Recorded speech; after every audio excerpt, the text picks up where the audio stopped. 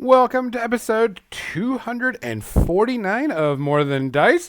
We are just all getting back from our small break. John is not back yet. He had to go get his drink of the day.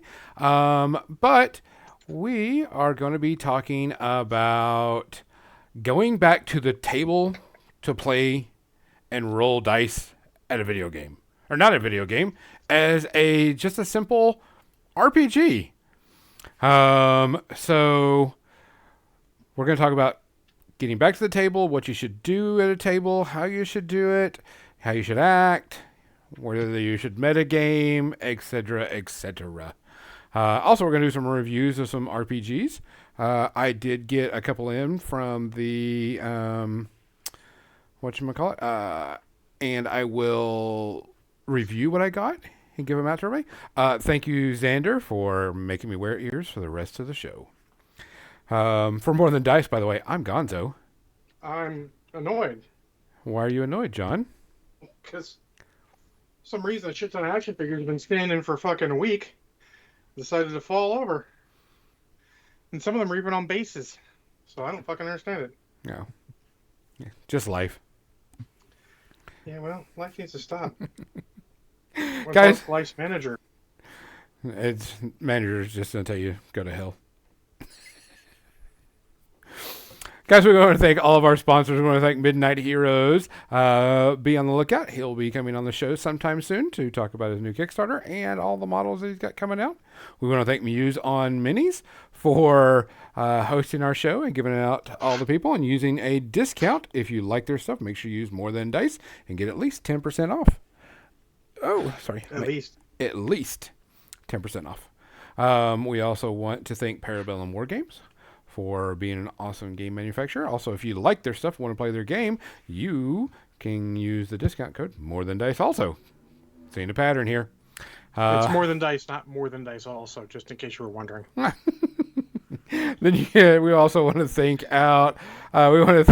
Turbo Dork for being an awesome sponsor for metallic and color shifting paints, which I will, when I get time down the line of all the things I've got time to do, my new Warcaster army will be painted with their color shifter army. Other than that, let's go ahead and get to the business, which we want to thank Legionnaires for helping us with our shout-outs this week. Shout-outs this week, Raquel Welch. Man, I have not heard that name in a long time. Yeah, she's been kind of to herself and out of the public eye for a while. Yeah. Which is okay. I mean, she was, 80s, 90s or something? Yeah, she was older, yeah. Yeah. I mean, she was a big deal in the 70s, to be honest. Oh, yeah. Yeah, I mean, she was very much a, movie babe, pinup girl type thing. 83-ish. Yeah. Almost 83, yeah. Type thing. And stuff. But it was like, wow, okay. Also, Legionnaires also know that Tika McLaughlin, the registrar at the Arkansas Archaeological Society, had Which is passed away. important to him, so yeah. Yeah, which is okay. We ask people for shout-outs, so give us your Yeah, shout-outs. absolutely. Type thing. And so give a shout-out to Tika. And then Richard Belzer passed away today. For people that don't know, he was a comedian, but very well known for SVU. Well, more than that, he's actually been in, I think he's had the same character appear in 10 different series, if I recall the article correctly. It's crazy, because it's all Law & Order, X-Files. It's crazy. Yeah. It is reported that his last words were, "Fuck you, motherfucker." Which, as a comedian, is understandable. He retired a couple years ago. Correct. And stuff. And I remember him as Munch and everything, and it was just crazy. But, I thought it was funny that somebody had, his friends, it says, yes, that's what it was. Mizzy has Scott Crosby, passed away recently, was a big, awesome friend and teacher to her. And also fuck cancer. Yes, fuck cancer. And then we want to give a shout out to Jimmy Carter. He is now in hospice. That man. Well, hospice at home. Correct. Hospice. He wants to spend the time. Yeah. Correct. He wants to spend it at home with his family. But doing hospice care. And that man is, his years after presidency, he did nothing but serve the public after presidency even more. Yeah, like, so they say he was a bad president. Hard to tell. What are they comparing him against? Because honestly, revisionist history comes a lot with presidents. But he's just been a great human being. Yeah.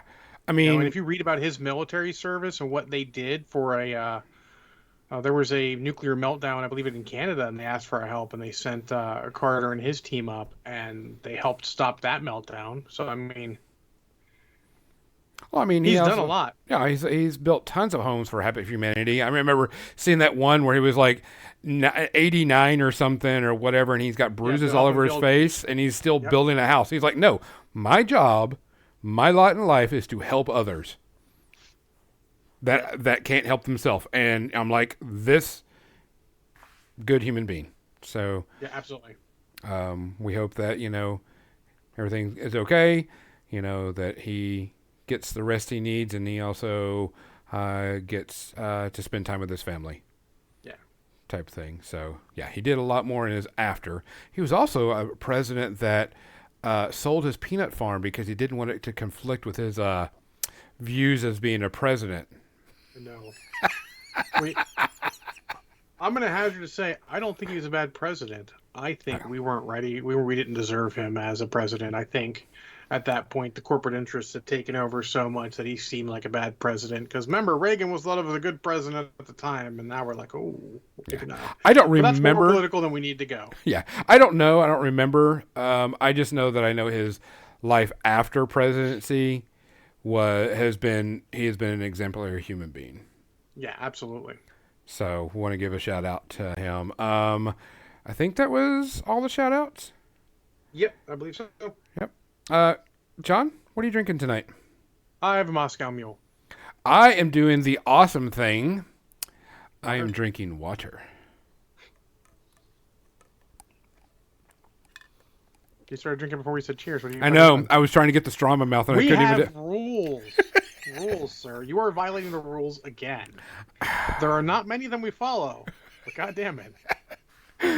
All right, guys. We appreciate you listening. We appreciate you watching. Just so you know, I have a new RPG that's up called Godfall. If you want to listen to that, it's on there. It's something we do every 2 weeks, or try to do every 2 weeks. And so we'll have that up. And of course, you've always got, the Boker Brawl stuff for War Machine, and Tried and True, which is a great group of people doing some really good work. They did some good charity work this weekend. They did a food machine. I think they raised over like $3,000 or something for the local charity. So cheers to them. And John, are you doing any recordings? We'll probably record my new game. Okay. As yet untitled, but starts this Saturday. So. And did you finally settle on? You're going to do 4th edition? Yeah, we said that last week. Yeah, just making sure. Well, you asked me about a couple other systems. Yeah. So. No, I mean, I was just looking at stuff. We decided upon that a while ago. Okay. Guys, please take care of yourself. Please look out for each other. If you need someone to talk to, you can come to us. We have no problem whatsoever doing that. If you need someone to hang out with, hang out. I'll load up something and we can do video chatting, and I can paint and we can paint and have a good time. Yep. Cheers. Cheers. Oh, man. That's like nice and cold and refreshing. I can feel my cells being energized already. And I can feel like I'm getting hydrated. I feel hydrated. Mm-hmm. There's ice cubes in it. There's water.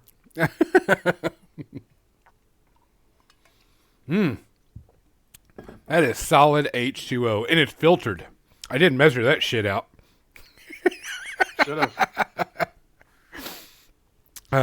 So look, you know what happens when you're drinking alcohol without measuring, right? Yeah, you get Gonzo just mutes his mic and just lets you rant for the entire episode.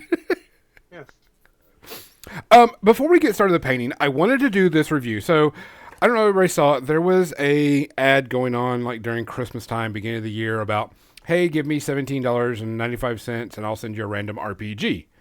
And I was like, watch the reviews of it, let people, talk about it a little bit, and I was like, okay, I can do this. I don't mind. I can spare $17.95 or whatever every couple of weeks, because I decided to do the, every 2 weeks send me something cool. And so I got my first ones in a few weeks ago, but Kathy came back and didn't want to do it.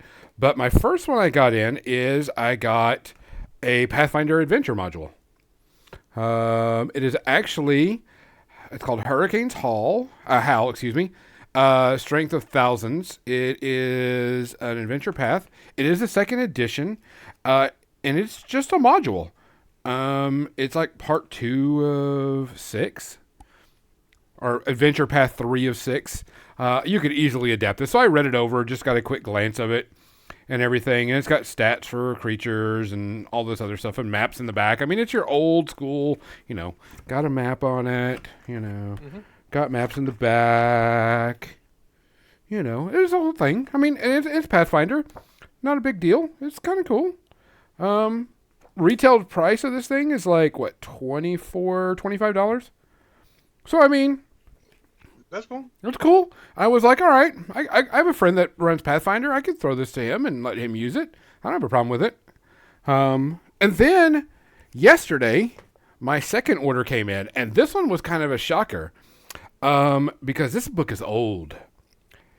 This book is really old, and that's more what I'm expecting. and I was like, man. A friend of mine at work was talking about their RPG, and he picked the book up, and I was like, man, I may have to give this to him. Check this shit out. Star Wars, the Movie Trilogy Source Book by West End Games. Oh, yeah. I was like, now that's some old shit. I mean... Yeah. When was this done? 1993. It's the first printing. Yeah, that's about when that game was really getting big. Yeah. And I was like, whoa, crap, holy shit. Because I opened it up, I was like, this is really cool. And I mean, it's got a ton of, it's got the stats for Han Solo, I'll be honest, I mean, with all due respect to the FFG version, that may still be the best version of Star Wars role-playing game. A lot of people saying it is. I mean, I like the Fantasy Flight one a lot too, but man, it's a pretty good version. Yeah. There's enough that I was considering running it for something else. It's a good, solid core system. I'd like to see. DC ended up using a version of that for one of their later DC Heroes games.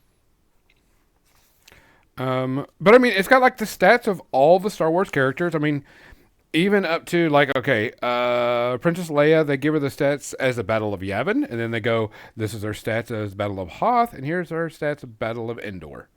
And I was like, oh, that's kind of cool. Yeah. So if you wanted to play Han Solo, you wanted to play Luke Skywalker, so on and so forth. And it's got like, here's Mos Eisley stuff. Here's, the Death Star. Here's, Grand Moff Tarkin and all the other, and the spaceships. And here's Wedge Antilles. And I was like, man, this is... I'll be honest, between West End Games and FASA back in the day really set the standard for what I think a quote-unquote splat book should be. Yeah. It doesn't have to be pure content. You can just have a lot of cool stuff. Because I remember correctly, they still have like fun little like in-universe articles in there, like advertisements and shit in there, like it would be something would be in universe. Well, in the center of the book is all the movie posters and rejected movie posters. Oh, that's cool. Like, and just different ones. The tent poster B and the Empire Strikes Back. Like that stuff has no use to your role-playing game, but it's just fucking cool. Yeah. Star Wars concert. I mean, Star Wars was big. We were not quite the right age to really get all of that. Yeah. Yeah. Unless you remember the Droids and Ewok Adventure cartoons. And the poster that never made it out, and the title, Revenge of the Jedi. Yeah.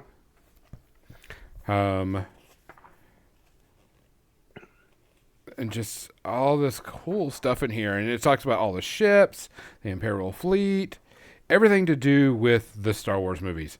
And I can tell this was old because when I opened it up and I looked inside, somebody had a birthday card for Joe in here.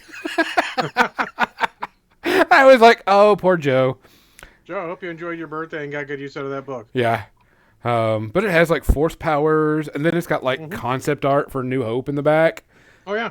I mean, this is what I remember, an RPG book being. Well, because back in the day, a lot of them, like Star Wars, was at that point. People forget that at that point, Star Wars was not a big deal. 93 had been 10 years since a movie that, like the Ewoks or Droids cartoons previously mentioned, or the Ewok live action movies had done a fucking thing in general. Yeah. It took a little book called Shadow of the Empire to get Star Wars rolling again. And this is about that time where this was them putting out something to get stuff out there. By putting the extra content in there, they got more sales from people who would never play a role-playing game because it's just cool content. Oh, and Han Solo and the Corporate Sector coming out November 1993. Funny story. Brian Daly, who wrote some of the novelizations of Star Wars stuff, bought that book from me at my store I was working at back in the day because he needed it for research material. It's crazy. Yeah. Star Wars limited edition poster. Yeah. You could get it for $25 or a signed one for $30. I wonder if these phone numbers are still in effect. No. Please allow 4 weeks for delivery. That's about par, actually. Shipped by UPS whenever possible. Yeah. No, 4 weeks processing, that's pretty standard for something like that. Yeah. But I mean, I opened this up and I was like, when I got the package, I'm like, oh, this is heavier than the older one, the other one I got. So I was like, what is this? And then I opened it up and I pulled it out. I was like, man, I don't think I've ever owned this book. I mean, I probably saw it sitting on the shelf and was like, man, I'm too poor. I can't get this. I don't think I own that exact one. I own a lot of other books, but yeah. I mean, I don't know what this cost originally, but this is kind of cool. I mean, probably nigh on $30. Yeah, probably originally was like $30. Yeah. But I mean, West End Games, people still consider it, like you said, the top of the Star Wars RPG. And one of my local guys had recently bought the West End full, core book recently, and he was like, "I got this. I picked it up. I saw it. Looked kind of cool." I says, "Dude, that's a good find." And I'm like, he said he found it at one of his local bookstores. Up there, north of me, and he was like, yeah, and I picked it up, and I was going through it. I was like, dude, that's considered one of the best Star Wars game systems ever. Yeah, and you can find it online. It's online free, and the system is open source. The D6 system's open source. It's a solid system. You just need to, maybe finesse what you need to put into it. Yeah. There's a lot of play in that system. Yeah, so I'll probably I'll give the Pathfinder book to a friend of mine that runs Pathfinder, and then the Star Wars book to a friend of mine that's got the West End game and looking into it. And I'm like, here. But, I mean, that shows that at least that thing's worth the money. Oh, yeah. So, I mean, the first book I got was $25, Pathfinder, second edition. So it's it's a newer stuff. So it's usable right now without having to dig very hard. And then an older book, which is also totally usable in this case, because I can send you a link to get the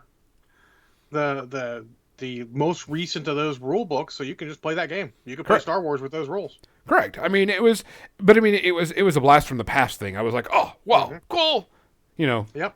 type thing. But I was like, nostalgia, very much. So I was like, yeah, these are worth it. So I'll keep it going for a few more times. And such, and just see what comes up, and it seems way more cool than Loot Crate. Not that Loot Crate was bad; you got a lot of interesting stuff in Loot Crate, but very rarely was the month was stuff that was just legitimately, this is all cool, and cool and usable. Yeah. Besides a knick-knack. Sure, I've got Loot Crate T-shirts I still wear just because it's a T-shirt. Yeah. It's practically worth. The T-shirts are generally worth most of the money of a Loot Crate, anyways. Getting one monthly. Yeah. But I was really surprised on the Star Wars one, because I'm like, man, I haven't seen that shit in forever. I only have because I went looking, because I was I bought the they put out a whatever anniversary of it several years ago, and they didn't sell them all at my local game store, so they marked them down to half price. And at half price, I picked that shit up in a heartbeat. Oh yeah. It's actually over on my table in my pile of role-playing games I was considering for the last game that didn't go over very well. I actually feel like after playing what we played, I think the West End Star Wars would have been a better system for it. But hindsight is 2020. Oh yeah. So there's my review. As soon as they come in, each show I will do a review of the model, review of the book. So onto the topic. So next week, I have a new RPG group. This new RPG group, some of them, it's not that their first time playing, but it's like their first time with in-person gaming. So I crack up at that because, John, that's how we gamed.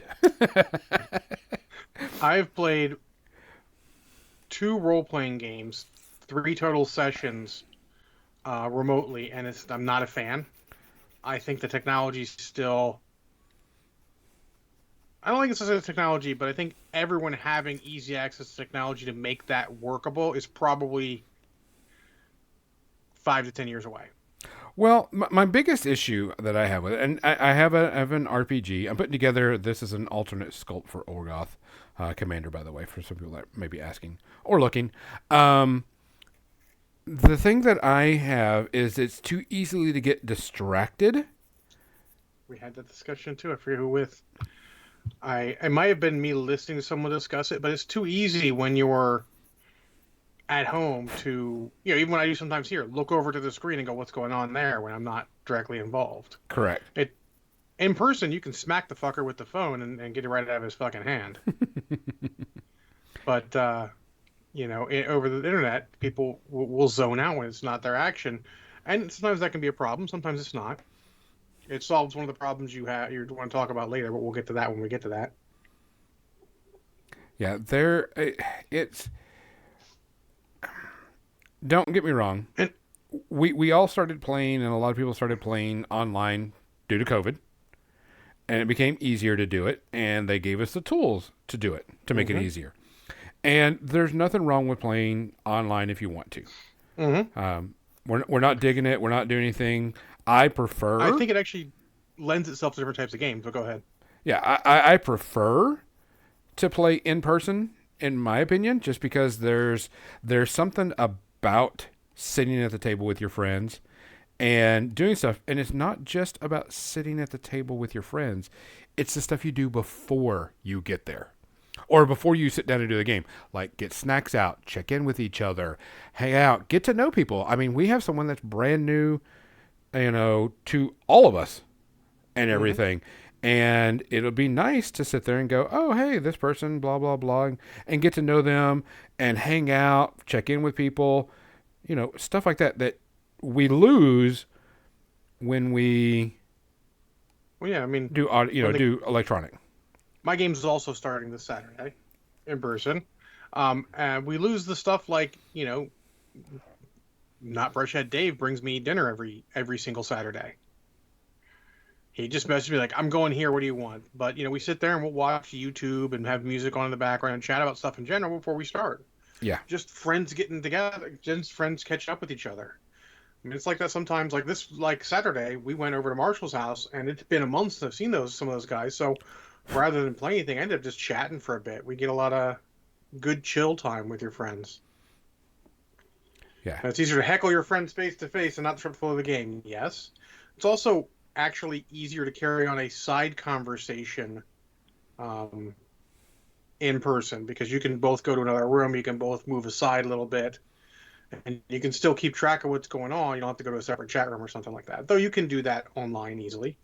Depends if you're doing a lot of voice or text. But yeah, I think in person is, in my opinion, the superior way. But I don't want anyone to think that it's the only way. Correct. There was a quick discussion on Twitter I breezed through where someone's like, one person's like, the only way to play D&D properly is to play it in person. And I'm like, fuck right off. Yeah. There is no only one way to do things. Except for rock. There's only one way to rock. Sammy Hagar told us that. But regardless of rocking, everything else, there's multiple ways you can do it. And you got to be open-minded because sometimes, like COVID hit, we didn't have a choice. You want to role play? You did it remotely, and I would have actually continued on with that campaign if work hadn't gotten fucking crazy. Yeah, and that's the thing is there was a lot of shift to do things electronic and do it over Skype or whatever you were doing and Mm-hmm. so on and so forth. It's because you had to. Mm-hmm. For the most part, you had to. Mm-hmm. Not a big deal. You do it. But there is something about getting together with your friends, hanging out for the entire day. First, you get together, snack, catch up, have your, chat. Entire day is a lot. But you understand what I'm saying. Not just, 30 minutes or, you get to A couple actually, hours, a couple good hours together. yeah. And socialize. Have a good time, talk, get to figure out who's who, get to learn people, et cetera, et cetera.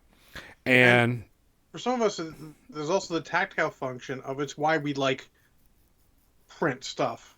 We like physical dice. We like the physicality of that. We've like the tactile sensations of that. Well, there's also that thing of you're sitting at the table and a pivotal roll comes in and you're like, all right, pivotal roll, and you roll it, and then everybody's like, oh, or yay, or whatever, type thing. There is something to do that, and while you do have those pivotal rolls inside of electronic, there's something about being face to face and doing it. I think on that one you could actually make a dice roller that made that more interesting by having it. You can set it for whatever is big on that dice. Like a 20. If it gives you a random number 20, it's a big deal, and it sparkles or fireworks or whatever. You could do that to make it more exciting, but you would need an interactive one that everyone logged into, so they all got fireworks on the screen or whatever. You could do that, but that'd be a lot of programming, or it's not going to happen maybe ever, and if it does, it'll be a while. Okay. But it's not the same. But it's also getting away from that place you're always in. Like, I'm always right in this fucking chair. Yeah. That's why I prefer to watch movies. I don't watch a lot of movies I can only watch on the computer because I prefer to watch them downstairs in front of the TV. So I'm getting away from just this little corner of my room and everything. And role-playing away from that makes it feel more special, less like it's the same old thing you do. Same old. I'm a little resistant to it because even when we used to role play, I would still be at the same place I was at my computer. I would just turn to the side to the tables we had set up because it was all in our living room. So, but that's not to say it's not good, not playable. It is, and in fact, if you've got now here's where it's gonna be weird. If you've got a campaign that needs a map but doesn't need the very particular placement of people in the map, it's great. Like something where you're going to describe where your guy is in a vague sense and GM, all right, you're here now, cool, whatever. But if you're going to play like a D&D-ish, where a lot of times exactly where you put yourself on the map is super important, in-person's better for that just because you've got the map there. It's a little easier to work with. Yeah. A game like Feng Shui, where they specifically say the map is not your friend, map needs to be somewhat fluid. You describe it in general terms, like, all right, I grab a broom they have hanging, up against the wall and start beating people with it. Cool, broom was there. Why not? There's a lot of games that do that now that have a much more vague sense of map. I've gone from specific mapping to vague mapping a lot of the time. We might go back since we're replaying a D&D 4th edition base game, but we'll see. But I think the vague map to anything less than full tactical map is fine online. Full tactical map I think is generally better in person, but I'm willing to be proven wrong. And I'm with Legion. I don't trust digital dice. We buy the math rocks. We want to use the math rocks. Yeah. It's just, and some of it's just us being old. Younger generations are going to grow up with this stuff. They're going to be fine. And there's nothing, like I said, there's nothing wrong with, if you want to play online or do whatever. That's your prerogative. You can do whatever the hell you want. I just miss gaming in front of people and sitting at a table and hanging out and, having a good time because there's something about that. Yeah. So I think it's the best way to role play. I mean, you can do it online, and some people have really gelled with them. And Art of Michael Lavoie says, I run terrain in a lot of my tabletop games. Good isometric maps for online are a bit of a chore. Absolutely. Also, like, we ran full on a shit ton of D&D 4th edition when it came out. And I got a lot of use out of a lot of random models I had. You know, it was just sort of fun. You got to see the guys there. There's something tactile, like taking them off the map. Like, I killed this motherfucker. He gone now. There's some fun stuff there. You know, so it's tough. You got to do that. And some of the maps will be good, but I feel like in some ways, some of that, sure, you get more specific, but making it specific sort of takes away the fun of the imagination in a little bit. You know? But, you know, like I said, I haven't done a lot of it. I'd like to, because I don't get a chance to role play much at all. But, you don't role play your NPCs? I mean, I do, but it's not the same as actually getting to affect the story so much. Correct. That's the thing. That's the hell of the thing people don't realize as a GM. You give the framework of the story, but you don't actually get to affect the outcome so much as the players do. That's sort of the point, is you're supposed to provide the framework for them to affect the story. That should always be the most important thing, that the players are affecting the story. But I mean, there's something to say. Like I says, online virtual role playing, fine. Go do it. Have fun. Nobody's gonna yuck on that yum. Exactly. I mean, we're not here to do that. We're just to talk about the differences. And, you know, there are certain times if you've got friends you really, really want to play with, like during COVID, if someone had said, "Hey, John, I want to role play a game on the weekends," I'd be in. I would have been in. You know, my buddy Marshall has, you know, had a great setup for playing Marvel Crisis Protocol, you know, by camera with a guy. Marshall had all the models and be like, moving them, is this good? Like, yep, that's perfect right there. You know, he had a 3-camera setup. One was on the laptop showing his face, so if he needed to talk, he'd walk over and talk directly to that. He had a mic hooked up so that he could just walk wherever. He'd have an overhead view, and then he'd have a specific view. He could move around the table to see a closer view of what's going down. It was great. I told him, like, look, if you did that for a role-playing game, it'd be great. He's like, yeah, I could, but it would kill all my hobbies. I'm like, yeah, that's not necessarily worth it, but someone could do that. That, I think, would be like the pinnacle of you know, remote doing. I mean, there's a lot of stuff you can do in person that don't hold the same. I mean, like, sure, you can have a cool dungeon online with whatever effects you want, but it doesn't have the same necessary effect of getting, like, the Dragon Forge dungeon pieces and making a fucking dungeon. I did that once. It's fucking amazing.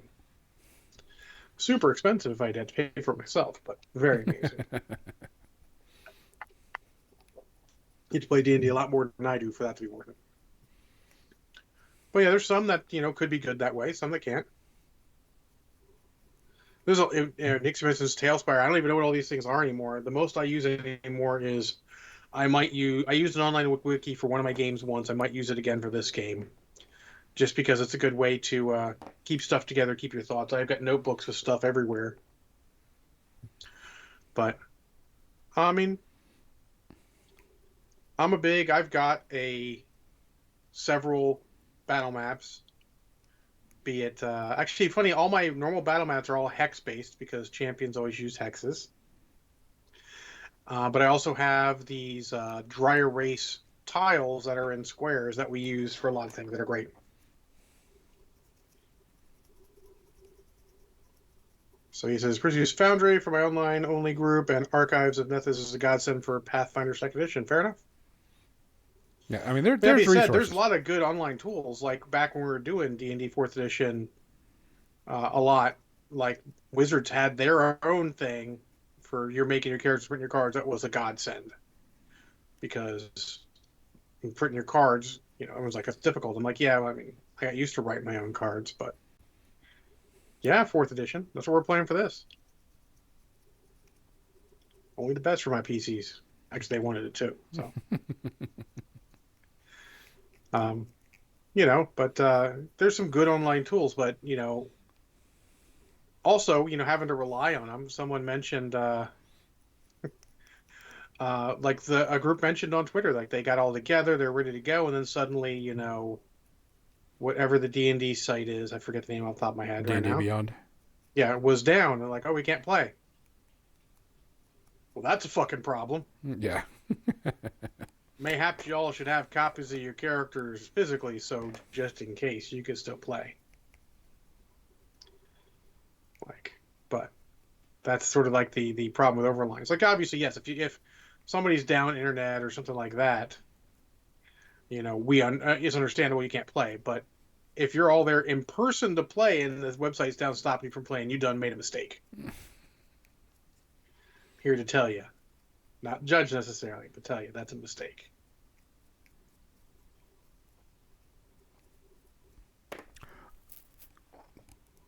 So, I think it's your turn to talk.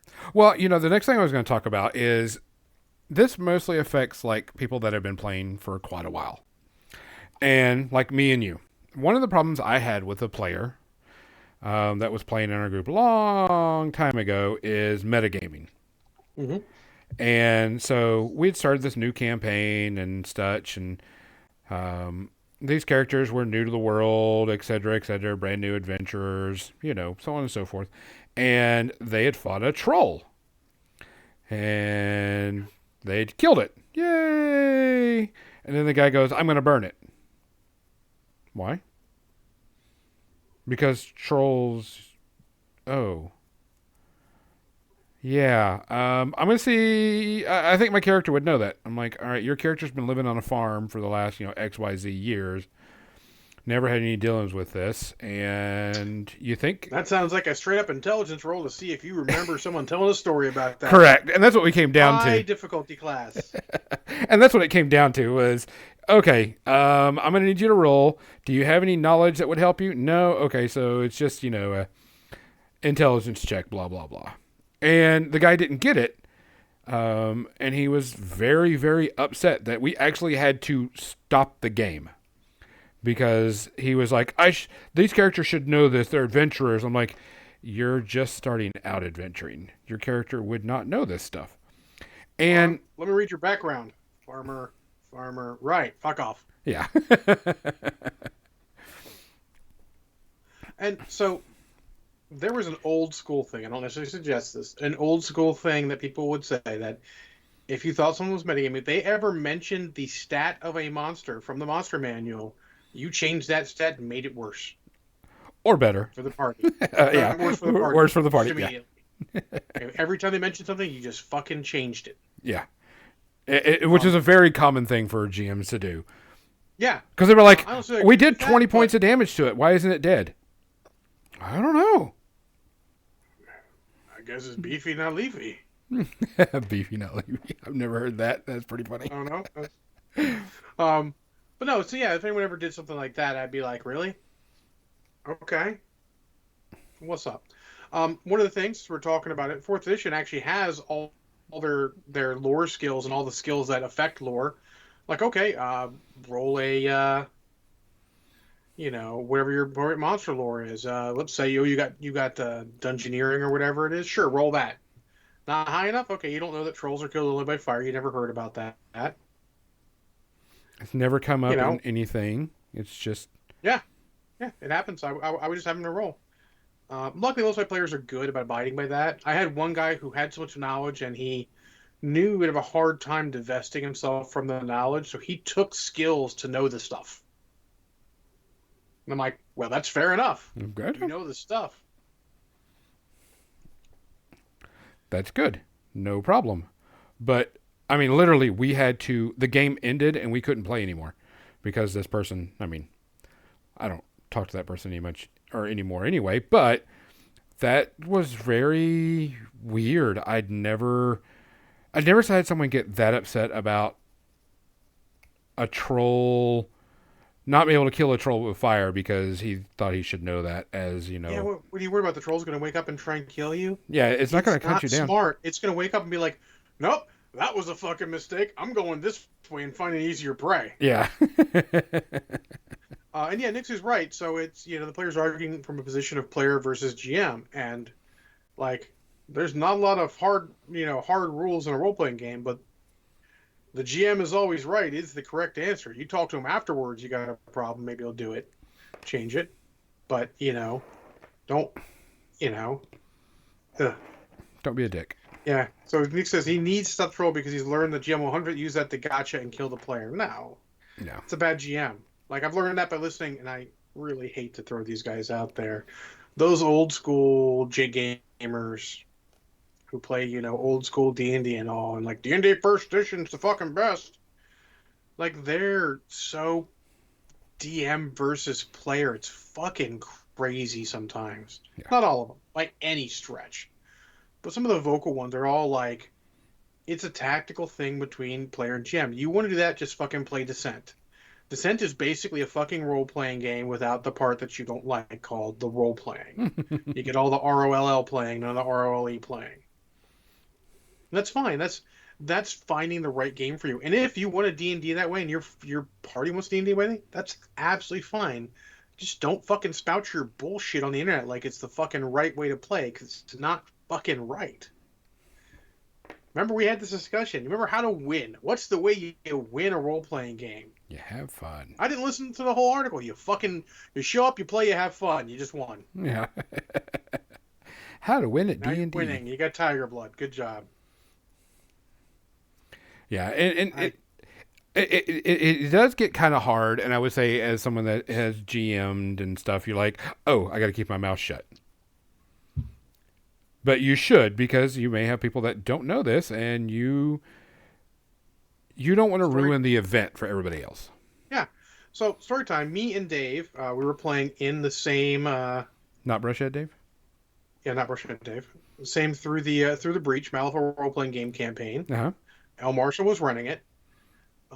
And L. Marshall was not really using the rules properly. So you know what we said? Fucking nothing. People were having fun. It was a good time. Who cares? Yeah. He would look at me, go, shrug, and I'd be like, I'm like, all right, fucking, let's go. It's not like he was trying to punish our characters. He was not doing anything like, us against him. It's just, he didn't necessarily read the whole rules or agree with them, and he's just fucking rolling. I'm like, everyone was having a good time, so who cares, right? Yeah.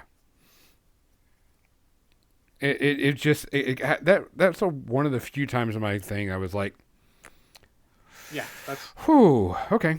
That's toxic. So Nick also says he's learned from terrible GMs who play from a meat grinder adversarial position and doesn't trust the GM not to use everything to kill the players. Spoiler, if the GM wants the players dead, they're dead. Oh, yeah, yeah. If there's a bigger chance for conversation, it could be an opportunity to break down the trust issue, explain that you're not going to gotcha the party. If the troll gets up again, it's going to be a chance to learn the PCs or have a bigger story, etc. Yeah, there's... I mean, if you're like, let's say you were hired to kill the troll, you kill him, you come back, haha, and they're like, oh, it's still bothering us. Like, what the fuck? Yeah, you can make that into a story. Mystery. Yeah. Like, why is this current long-running Pathfinder 2nd Edition campaign was me rescuing a group from one of those horrible DMs? Yeah, there's a lot out there. Remember, back in the day, when there wasn't a lot of easy communication, you just played with whatever DM you could get. I was one of the rare people who would, if the DM was not good, I'd be like, thank you for your time. I'm no longer interested in playing. Oh, yeah. I've no doubt. That's actually why I started playing board games. I was never really a board gamer at all. But the guy running the Robotech role-playing game was fucking terrible at the local gaming club. So I went over and hung out with my cousin, and they were all playing fucking Advanced Civilization. I'm like, well, fuck it, teach me this game. You guys got rules you're following. I mean, not being stupid. Looks like it'll at least be more interesting. Since he was an adversarial jerkbag, we put together an 8-page document that broke down what we're having issues with, and he disregarded all of it. Wow. Yeah. At some point, you just got to cut those people loose. Honestly, more good GMs have come from having had that experience than taken over a group, and they've kicked that GM out, and just more good has come from that. I want to say more good has come from that than bad. Everyone sees the bad, and then new GM comes in, and you know what makes a new GM feel good? Is that they're taking over someone who is shit, and it doesn't matter if they're learning. Everyone's like, this is way more fun because he's not trying to fucking just murder us all. Yeah. We can do that, murder you all. And what that's called? That's called a war game. That's why we play miniature games, to murder each other. In a role-playing game, we're trying to cooperatively tell a story. Now, the GM sets the basic stance of that and all, but it's up to him to set the pace and let the players guide the story, like I said earlier. Like I said, Bania and I he came up with a full-fledged background character immediately before he had the full character. I'm like, well, that's going to be a big part of the campaign now because someone came prepared with, like, he handed me a big bad evil guy. Like, all right, cool. I guess that's the big bad now. BBG. I mean, he handed me, like, hey, John, here's a platter with a whole bunch of instant campaign. Like, I will take that, sir. Let's serve this up. That's part of what it is. I mean, we're getting a little far from that, but from the topic. But if your players serve you up some good stuff, use it. Oh yeah. Nothing makes the players feel better than you using what they drop. Like when they're like, "Oh my God, look at this cool plan John came up with. I figured out the big bad evil guy's plan." Is it actually the plan? Probably not. Should it now be the plan? Probably. Depending on Makes how them far. feel good. They figured out the plan. Or you make it part of it, like, oh, I did. Oh my God, I got to the right place for the wrong way. Whatever. Sometimes I wish I wasn't watching my dudes get absolutely turbo dumpstered and around, but at the same time, it makes me talk for weeks about how the boss battle was a single round because they did so well. Absolutely. I mean, I tell the story lots of time of us playing one of the 4th edition D&D adventures, and one of the encounters was with the Avatar Orcus. And he was supposed to do all this cool monologuing and bullshit to the avatar of fucking the Raven Queen on his initiative, which never came. Well, it came. He just was not actually in the land of the living anymore. So at that point, I can fudge hit points, but they'd done so many hit points, they'd kind of probably know. So instead, fuck it. I just had him kill it, and I worked it out another way. Well, that little page's gone. Throw that away. Let's just fucking wing it. Yeah, and Bam's still salty about that. He didn't get to touch him. 4 PCs, 1 rounded an Avatar Orcus, and one of those was a leader, so technically he didn't do a lot of damage himself. But, I mean, it's one of those things, sometimes it's more important, Yeah, sometimes killing the PC is good, because they'll talk about it. Sometimes it's bad, and you should avoid it, because it's just bad luck. Like, you don't want a PC to die from just bad luck. You want it to be either they purposely wanted to die, they made really bad tactical decisions. You don't want it to be bad luck, or you fucked up how bad the encounter should be. Those two should not be the way you kill people. That is when you start fudging shit. Yeah, and it's always. We had our session 0 last Saturday, and Saturday, and I was like, not yesterday, but the week before, and I was like, I will try not to kill you unless it's a stupidity reason or tactical or whatever. Mm-hmm. But I will also not space cow you. And they were like, "What space cow?" And I'm like, "Well, you're just walking along, and then a giant cow falls on you and you die." Oh, rocks fall, everybody dies? Yeah. We call it space cow. That's what's gone for us for a long time. It's called space cowing. Oh, we call it rocks fall, everybody dies. No.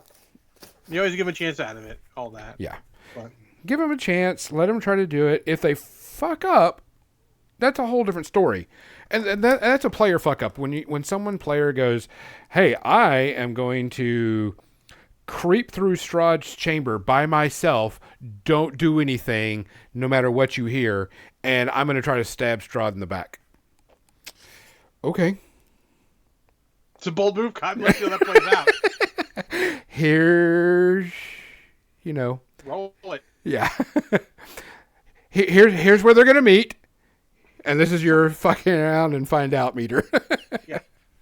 So, before we get to the last little bit of your topic, I remember you want to do, I say, like, a lot of this stuff is where you watch the professional, quote unquote, actual play games, watch the Dimension 20, watch the Crit Roll, and look at how they handle stuff like that. That's where you really learn from them. The role playing and the voices and all that, that's because these guys are fucking professionals. Yeah. That'll happen. Don't worry about that.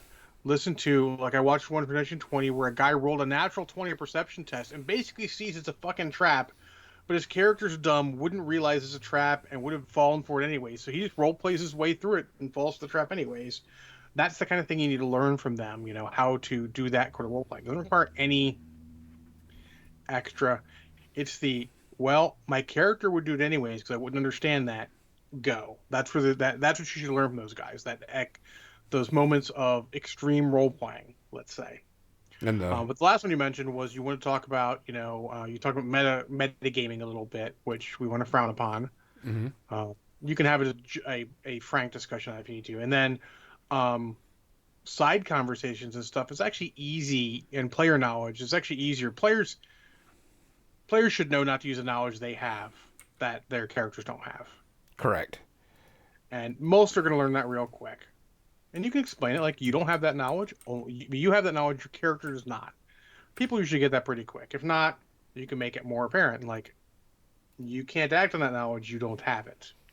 Yeah, I mean, and you should be playing as the character, not as the knowledge of your. But that's a person. That's a mid-level role-playing move. Yeah. Think about we're all veterans at fucking this point. Like, I can't even joke. Like, I'll jokingly say I'm still beginner painter, but fucking I can't say that about role-playing. I'm role-playing for fucking ever. We know what's character knowledge and what's player knowledge. We know how to divorce that, but the person coming in doesn't necessarily know that. I've had people who would walk out of the room like, "Oh, this doesn't involve me. I'm going to walk out because I don't want to know what's going on." That's cool. If you want to do that, that helps you. But also, that's sort of like the side discussions. Like, I don't care if players discussing the side as long as they're noting when it's their turn and not asking me questions about what happened because they weren't fucking paying attention. Correct. You get those out of the way, I don't care. If you start not paying attention or you start napping on my couch because it's not your turn, right the fuck off. Get out my fucking door. I've done that once. It's like, well, you're not engaging me. I gave you a chance to engage. You decided to go back to your club and do fucking nothing. Right the fuck out. And also, I mean, in the day and age of cell phones and all that, we're checking them a lot. Usually, it's a good thing. Just you have to have your cell phone on you because you've got to be ready for anybody to call. Blah blah blah. Because life is shit, etc. etc. But I'm gonna tell you, how am I here to tell you? Much of my life, I did not have a cell phone near me, and I got along just fucking okay. But you understand what I'm saying? Yes. Especially if you're waiting for a phone call, just kind of set it to the side, turn it, face down. Tell them not to call while you're role playing. This is important business, son. Who calls you anyways? Everybody texts anyways. Nobody calls now. Everybody texts. But just let stuff know. I mean, just be in the moment. Be there. Be it. Have fun. You should know what's going on in relation to your character. Banyan is great at checking his phone real quick, but knowing what's going on because he's listening to what's going on and has a basic idea of what's going on, even if it doesn't necessarily involve his character. But the parts that do involve his character, so he knows when he's up. Yeah, I mean, if I have to constantly repeat myself because you're playing on your phone, yeah. Slap that phone out of their hand. Whoosh, fuck that. What you doing? Have fun. Play games, etc., etc. I mean, we've lost, and I don't say we've lost, but we haven't had a chance to socialize and play like this in a long time. And it's going to be, it's going to be a little different for people to get along and do this stuff. And I'm like, I'm looking forward to it because this is how I have so many tales of role playing at the table. Very few at, on the internet. I've done a lot of internet games. So, I mean, I've done Chickens in the Mist. Just from an old day, paying for John, if anyone's interested. It was fucking weird as it sounds. Then my cousin John ran a Traveler game that I got to play part of, but didn't get to finish, unfortunately. Other than that, I haven't really played online. I've done some play by post and play by emails and old BBSs or through email and all that were interesting, but none of them were really. They were more because I didn't have a chance to play otherwise, know. But that being said, be ready to start new things. If something comes up and you're like I got offered to jump in a MechWarrior role-playing game. It just happened to be on Monday nights back when I was streaming Monday nights. I'm like, I can't stream Monday nights. Nowadays, I might be like, well, maybe WC, do I have a chance? Don't stream anymore. As long as it's not Sunday night, I might have the opportunity. Before we go to media section, you can rant for a bit because I have to pee like a racehorse. John's got to go pee. He drank too much. Yes. But guys, remember, you're there for the experience. You're there to hang out with people. You're there. And I know that a lot of people don't like that interaction with other people. I want to tell you, you're going to make some of the greatest friends. You're going to have a lot of fun talking to people. You're going to have a lot of good times. And, sitting down and eating and just BSing with each other for a bit is really, really good. It is very cathartic, more than you think it is. And there's no pressure. It's, hey, I brought this. You want to try this? Or I brought that. Or, hey, did anybody bring this? And then everybody gets together and you're like, all right, we've caught up, we've socialized, we found out, XYZ. And then you sit down and you get the role play and you go over things. You're like, hey, everybody got their character. Anybody have any questions about last game session? Anybody got any questions about this game session? Anybody want to bring up anything? And then you're like, all right, and we go. And you get there and you have a good time playing. And I mean, there is something to say about hanging out at the tabletop, whether you like it or not. There's something about just sitting there and chunking dice face to face. I miss it so much. So I'm really, really looking forward. I'm actually going to be making my world famous cheesecake and taking it. As long as you get some from Izzy, it's okay. She's already said she couldn't have any. She has a lactose intolerance and all that stuff, so she just can't have it. Hold on. Count down until that chat shows up in the chat room there. 3. There you go. Mizzy, I'm trying to watch your back. Can you see what he's doing here? For me, no, Mizzy came in with a big old fuck you on there. But there's a 4-second delay from when we talk to when they get to respond. So I always count it down waiting. But, yeah. I mean, there is something to say about hanging out and doing anything in front face to face. Pandemic, we understood. We got it. It's been a resurgence of role playing. Great. I love that. I want to be face to face with people and chunk dice. I want to get together, bring food, socialize. And this is a whole new, group of people that I'm getting to know and learn and become friends with and so on and so forth. So, me, I'm, the flittering butterfly. Hey, trying to learn everybody and become friends with everybody. So I'm looking forward to it. Absolutely. So, don't metagame. Have a good time. Chill. Relax. Make it a good social event. Make it a good story. I've already got my basic plot line written down of how things are going to go, and then we're going to go from there. I'm really looking forward to it.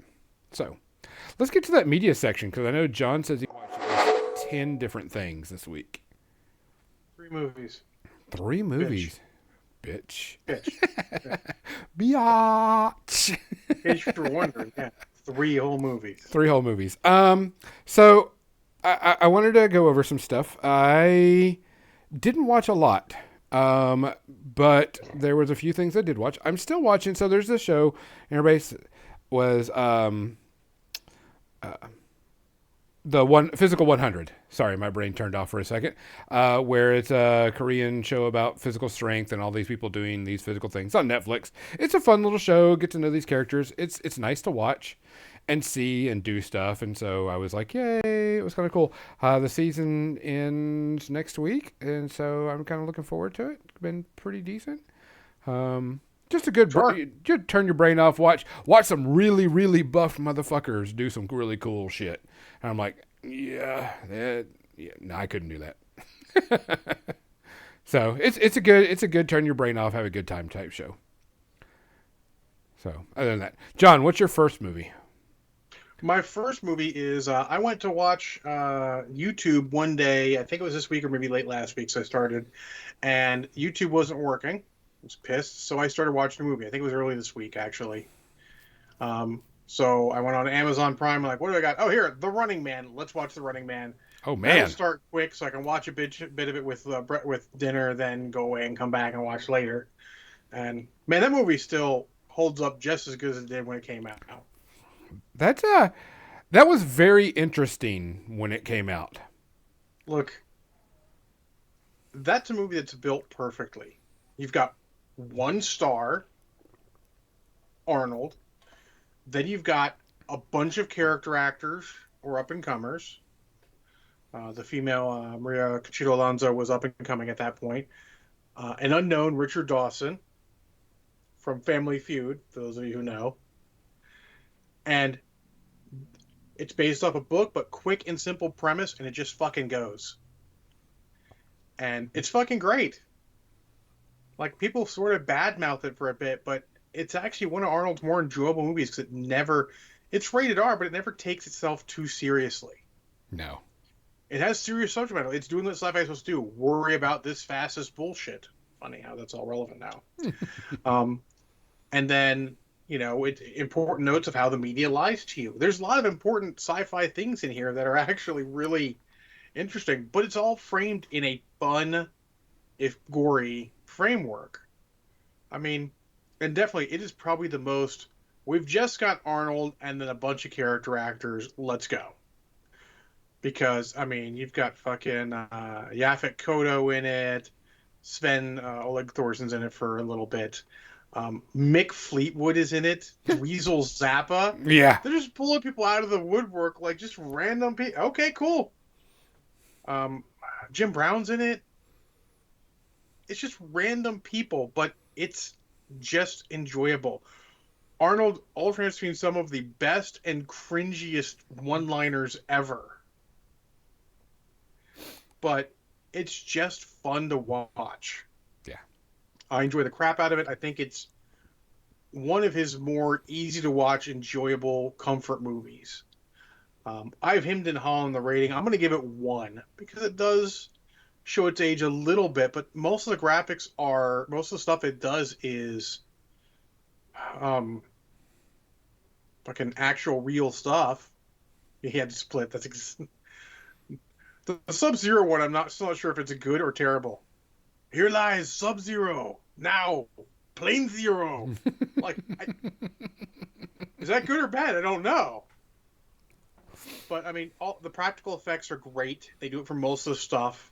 It's just enjoyable, Richard Dawson fucking does a great job in it.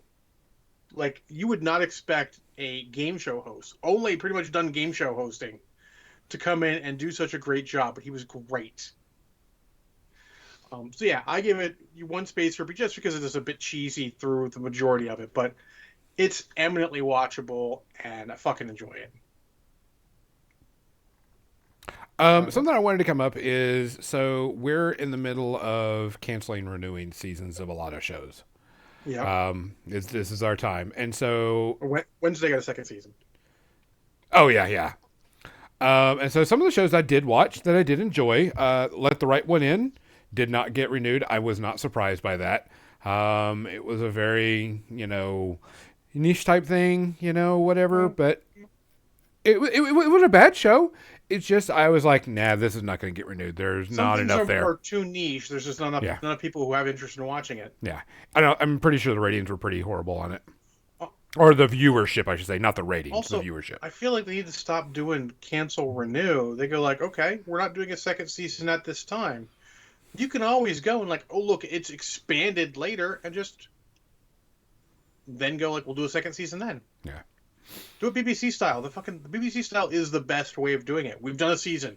How many episodes? As many as we need to tell the story. Yep. Then eventually, maybe we'll come back into another season. Or we'll just let it fucking go. Other things, Disney Plus canceled the Mysterious Benedict Society, which I think I said last week,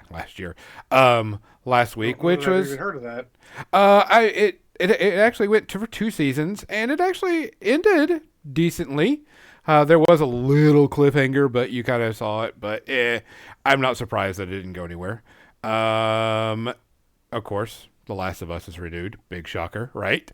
But no one likes that. Nobody. Now, I did do a review of the show The Recruit, which was about a CIA lawyer and doing stuff. And I was really shocked. It got renewed. I was like, dang, okay. I'm happy. I'll go ahead and, I'll keep it on my list. There's a mystical art to the fact that some of these series are very cheap. And thus, it is cheaper to renew them than other series. That's important to note. Yeah. Big shocker. Titans and Doom Patrol is ending after its next season. I think that's also. I think it's because less of the quality. Correct. Or viewership, and more of they want to do a combined universe. Correct. Finally. Yeah. It's part of the reboot, pretty much. Yeah.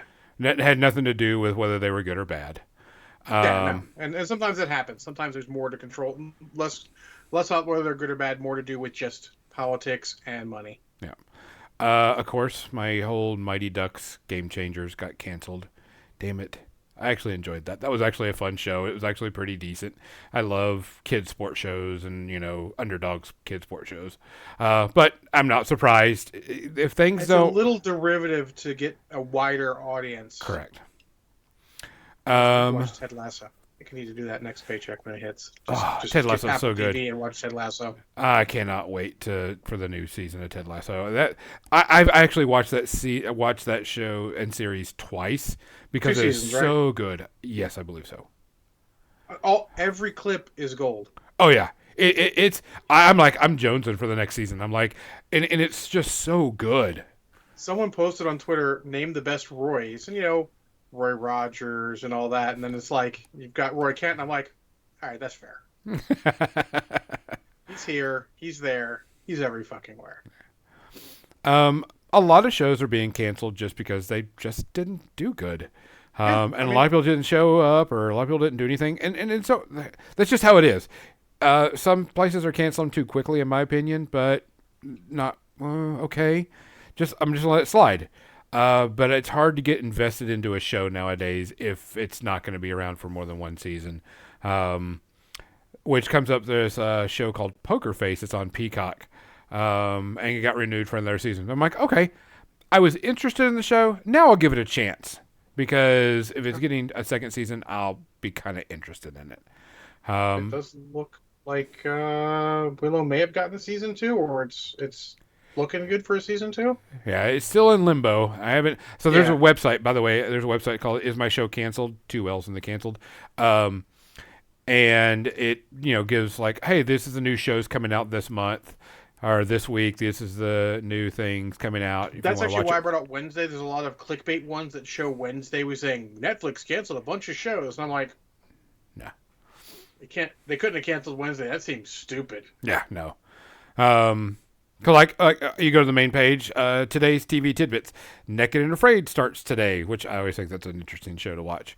But then American Idol premieres. Oh, fucking who cares? Fucking who cares? Everything. The interesting thing that I'm seeing about this is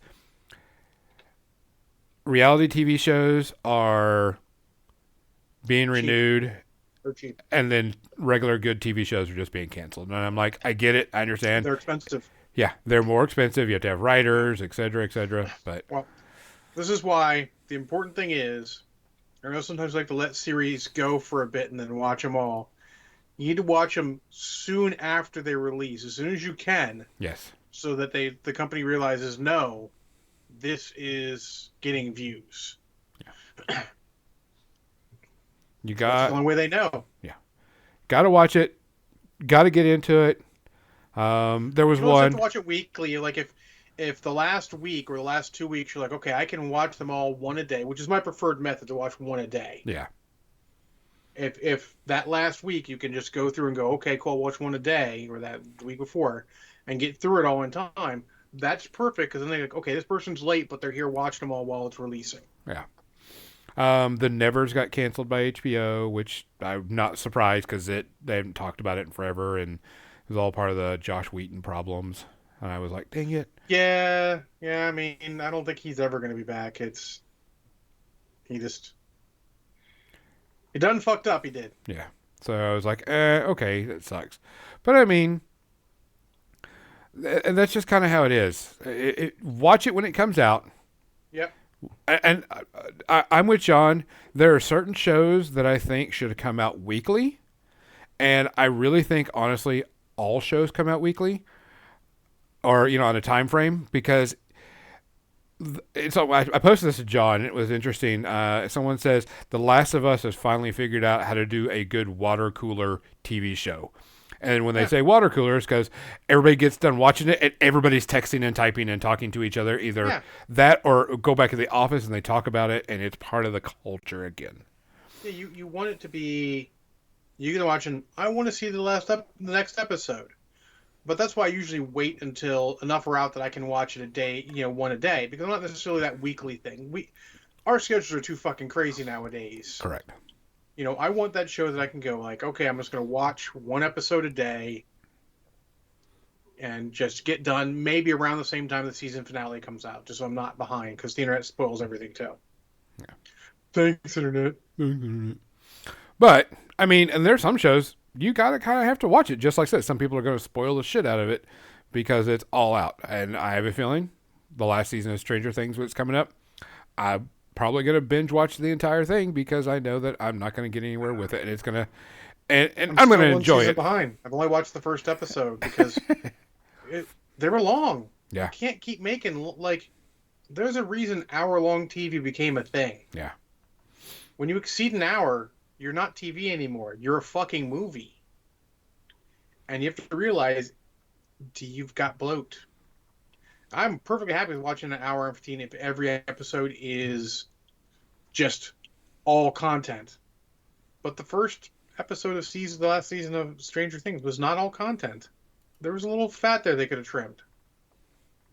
And sometimes you got to do that. We had a talk in the preview ramble about deleted scenes and shit from stuff that would have changed the entire fucking movie and all. Sometimes you gotta do that though. Anyways. On top of that, Picard came back. Started last week, the newest season. So, it looked good. The trailer I saw looked really good. But that second season just didn't hit me. Like, the beginning of it didn't hit me well enough to continue it. I will at some point. Maybe I'll do it before I go to bed watching. But just not excited anymore. The first season was fresh, and then this season felt sort of, like I said, out of place. The content was a lot of place for the time it was coming out. Yeah. So it'll be interesting to see. I'm interested in it. I'm going to watch episode 1. See if it's good and get into. And they are giving all those characters a proper send off now. Yeah. Like Data got his proper send off in season 1. They're going to give all those older characters a proper send off, which is cool. Yeah. Everyone deserves a proper send off. I don't care what you say. Star Trek Nemesis was not a proper send off. Banion, yes, the last episode of Last of Us was a gut punch. Good, but a gut punch. We'll have to just see how everything else is going with that show. As soon as I'm done here, I'm going to go watch the newest episode of that. So, your next movie? My second movie, I'm just out of order. This is a movie I just watched last night with Banion. Okay. I'm sitting down for dinner. I want to watch something, not something too long. I don't want time for like a 2-hour and 15-minute movie. I want to get something, but I want to watch something. So, flip through Netflix. I'm like, oh, the first Resident Evil movie. Yeah, I'll fucking watch that again. I haven't seen it in a long time. No, that holds up pretty well. Mostly practical effects. I mean, the computer-generated stuff is a little out of date. Some of the effects are a little rough, but most of it handles it pretty well. That's good. Still like the story. It's still a good, horror, suspense, action. Just solid. I mean, for a while there, it was probably one of the best video game movies. Oh, yeah. Gets the feel of the series. It's a good setup for the next one. And I think the first 2 of those are the only ones you ever need to watch. They jump the zombie after that, and you probably shouldn't watch the rest of them. They get a little knuck and futz. But no, enjoyable. Mila Jovovich is doing well. Michelle Rodriguez is showing why she kept getting more and more movies. Because like Fast and the Furious, she was there, but she wasn't really acting much. This, you actually get a little bit of range from her. You get some of her charisma. So why she kept getting roles, which is good. Reasonably coherent story, very interesting the way they place it. It's definitely worth a watch. I'm going to give it 1.5 because some of the effects don't hold up so well. They're old. I mean, it's like what, 2000-ish, 2001 probably. Let's just say it's an older movie, so it doesn't necessarily hold up super well. But when did it come out? 2002. It's 21 years old. It is old enough to fucking drink just about. So, but no, still definitely worth it.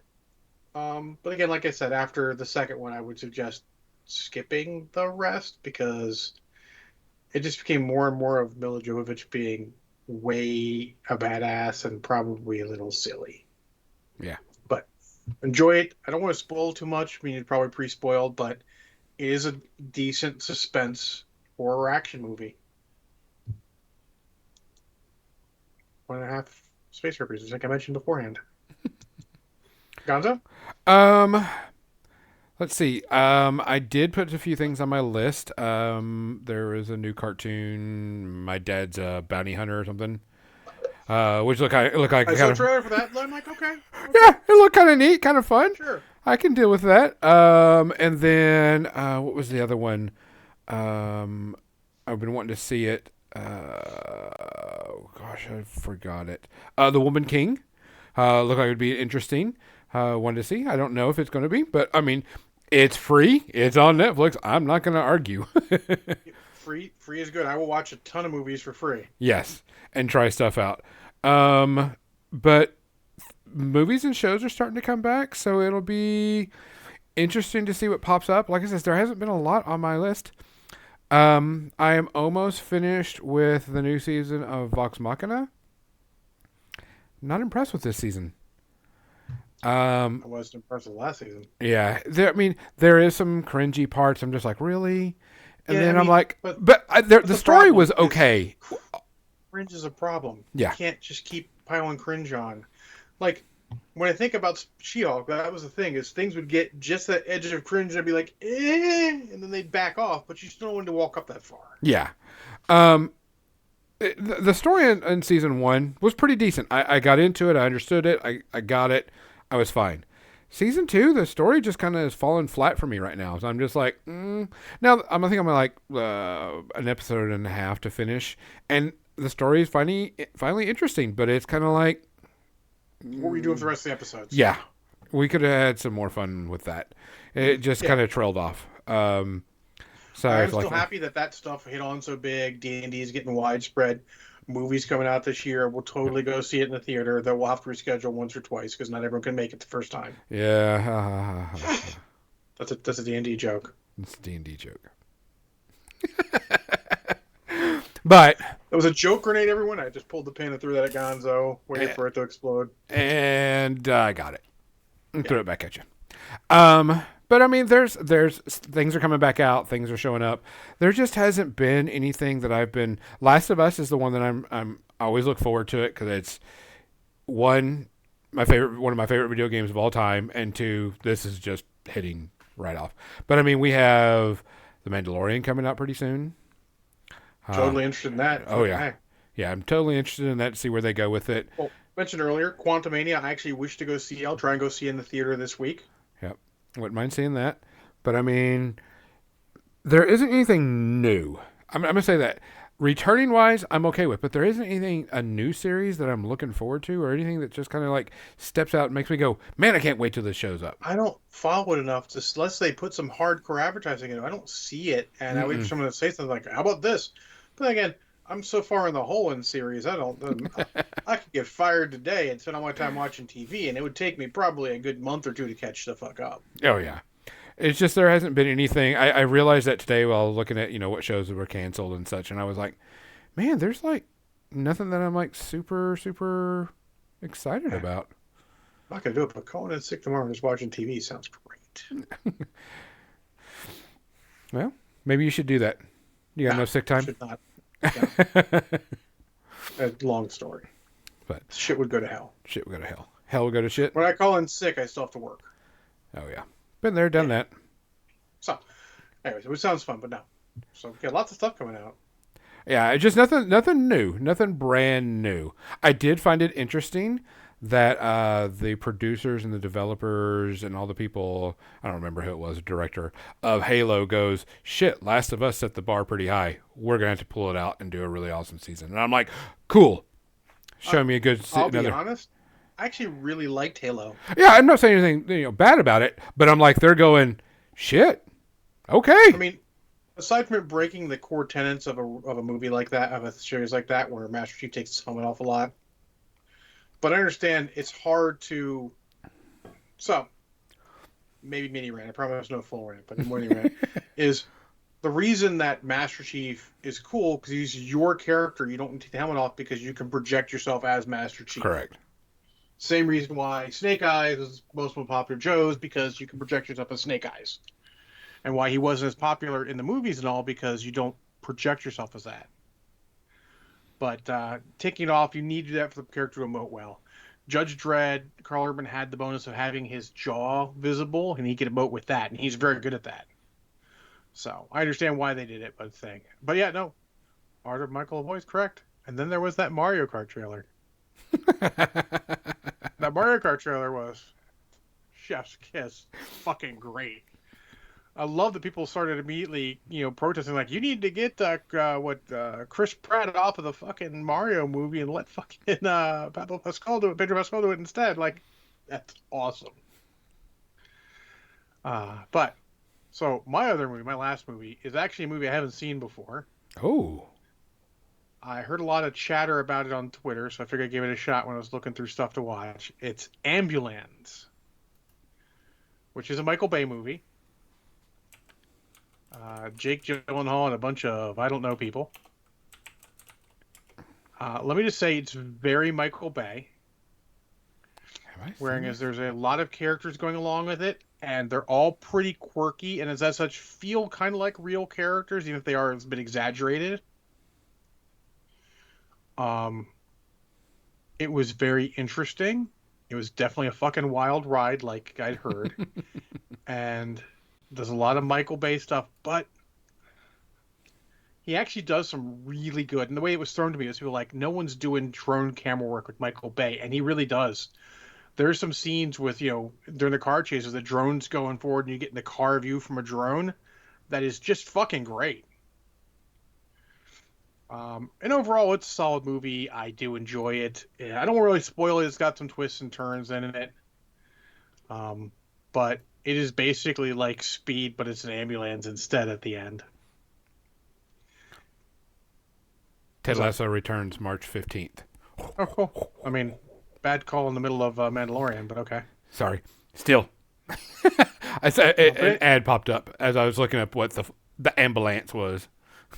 I'd never heard of it. But no, it was enjoyable. Do not regret watching it at all. Has some amusing stuff in it.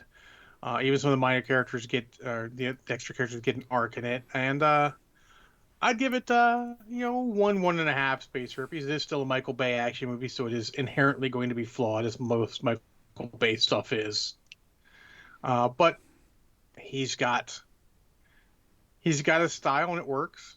I maybe liked it about as much as I liked Six Underground, but it felt a bit more concise, not like they're setting up a larger series. Six Underground felt like they were starting to set up a series. This feels like a proper one-off beginning, middle, and end, and I enjoyed it. It's on Amazon Prime for free. Give it a watch. Best type. Yeah. I also watched Clarkson's Farm, which is Jeremy Clarkson being a farmer, season 2, which was interesting. I was Jeremy Clarkson being a douche, but I thought that, again, that's everything. That's everything. Well, I found out, they canceled Clarkson's Farm. They're going to give him season 3 because I guess they were already filming it, but then they canceled it after this due to his behavior. But what I thought was interesting, what's interesting about the whole series is not him and the farming. It's the politics and the rules and laws behind farming that are the big thing. Like, he wants to open up a restaurant at his farm. Well, he has to get the city council to approve it. And the city council can just say no, and they don't have to give a reason. And then he has to go, to the state and try to figure out and have them do it. It was interesting. I like the supporting characters and people in the show and the rules and laws governing about farming, because they talk about the Brexit and EU changes and all this stuff. And, you're like, well, shit, fuck that. I wouldn't want to be a farmer if I had to go through all these rules and regulations type thing. And I know we have it over in the States too, but it was just interesting to see it from that side of the view. It's an all right show, but I mean, I'm more into the educational aspect and some of the other characters than anything else. But we'll get a season 3 and that'll be it, because Jeremy Clarkson was a douche and can't keep his mouth shut. Yeah, he's an asshole. Yeah, he's an ass. This is just it. Yeah. No one watching anything with him in it, like, it's not like he presents something that's not an ass. You know he's an ass. Mm-hmm. You can tell. It's just that you don't realize he's that much of an ass. Yeah. So, just leave it as it is. Which also... It's good that someone gets an ending, you know? I'm a big fan of series getting the chance to end what they're doing, because otherwise we're left without an ending, and it's a problem. I wish there was, you talk about that, I wish there was like some like rules and regulation that they're allowed to film 2 endings to a season. One if they get renewed and one if they don't get renewed. But they knew that they were getting renewed before. But that'll never happen. But it would be nice. I always said if I wrote a series, I'd be like, all right, in my contract, I'm totally going to I get X seasons. Or at the very least, I get whatever we're paying for. But if you don't renew me, I get a chance to make a 2-hour made-for-TV style movie that lets me close up shit. Yeah. Because the worst thing is stories that just don't have an end. Yeah. They're so interested in and I hate to say it, this sounds terrible, but it's true. They're so interested in the money of it, they forget the artistry of it. People want to have a story. You're expecting a story to have a beginning, middle, and end. Sometimes you just get beginning and middle. You don't get the end. We all lament Firefly ending, but Firefly at least feels concise in the series. There's a bunch of things left out there, but there's no looming cliffhanger. And then they actually got a movie to finish up most of it too. But even if they hadn't, there was no looming cliffhanger. It's just these people are going off doing their thing, Wanted to say something. Rathu, what? Americans paying attention to European agricultural politics? That is not something I'd expect on. Not on this channel, but it's Gonzo paying attention to European agricultural politics. There's a difference. Yeah, I'm a worldly man. It was very weirdo. Yeah, I'm a weirdo too. Weirdo. But I just thought it was very interesting because, I live around a lot of farms and a lot of farmland and a lot of farmers, and I hear about, some of the laws and regulations around here.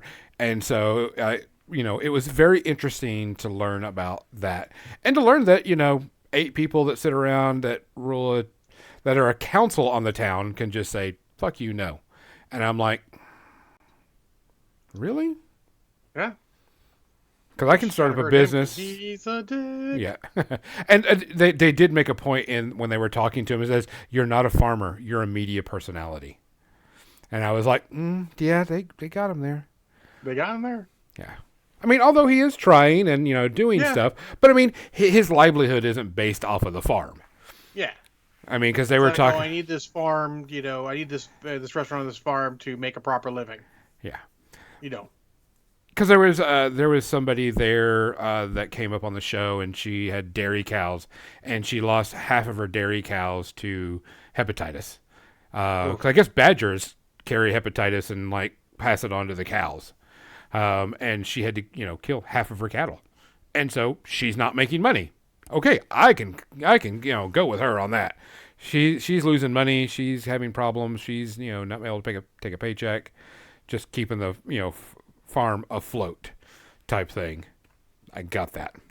Jeremy Clarkson, yeah, you never have to work a day in your life if you don't want to anymore. You've got enough money. But it's interesting to see the politics of farming overseas. Yeah. So, other than that, hey, John, I think we're done. Yeah, absolutely. I think we've, hit the show. Arathu comes up. Have you looked into the EEA? I have not. Looked up regulations and everything. Possible customer base. How farmers use the regulations for a larger possible customer base. Yeah, absolutely. Yeah. But it's interesting. I'm not, all into everything. It's just I like to make myself knowledgeable on stuff. And I think it's interesting. I research and find the answer. Yeah. It's just very interesting to see that. And figure out what's going on with it. Because I don't know. I've never been overseas. I don't have the money to go overseas. If I tell you, if I was rich, I would spend. Rich man? If I were a rich man, I would travel all over the world so I could experience everything in everybody's country, especially food. You know me, food, and oh, wow. and help out. Wow, Rather, that's actually impressive. That's pretty impressive, Rather.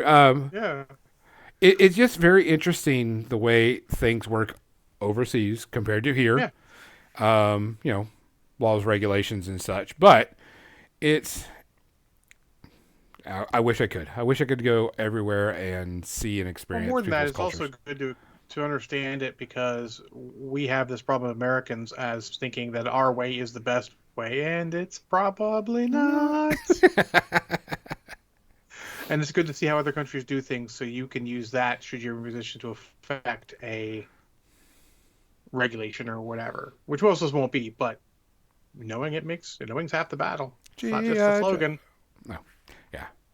So, guys, we appreciate you listening. We appreciate you watching, whether you're going with us live or you're hanging out on us on your streaming device. We'll probably have some other shows pop up. I have to do a lot of painting, so I may do some streaming.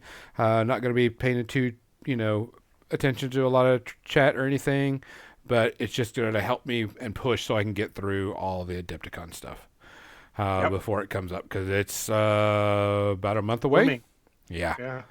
So, guys, please take care of yourself. Please take care of each other. If you have a problem, let us know. If you have something, let us know. If you see something, let somebody know.